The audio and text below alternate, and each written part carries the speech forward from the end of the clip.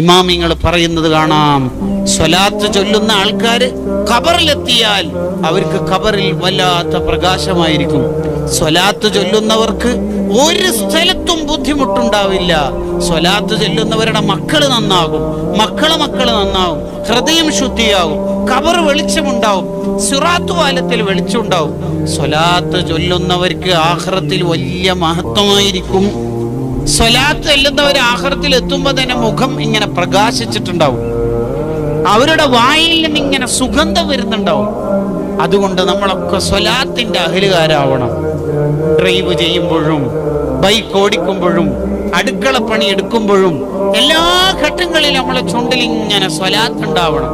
എങ്കിൽ വഴിയിലൂടെ പോകുന്ന അന്യപെണ്ണിനെ നോക്കാൻ നിനക്ക് തോന്നൂല. മൊബൈലിൽ മിന്നി മറയുന്ന ഹറാമുകളിൽ കണ്ണും നട്ടിരിക്കാൻ നിനക്ക് തോന്നൂല.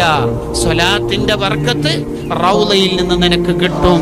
തെറ്റ് ചെയ്യണമെന്ന് നിനക്ക് എപ്പോഴെങ്കിലും തോന്നുന്നുണ്ടെങ്കിൽ ഉടനെ നബി സല്ലല്ലാഹു അലൈഹി വസല്ലം തങ്ങളെയോ അവിടുത്തെ പച്ചക്കുപ്പയെയോ ഓർമ്മ വന്നിട്ട് നിന്റെ മനസ്സ് ശുദ്ധിയാകും.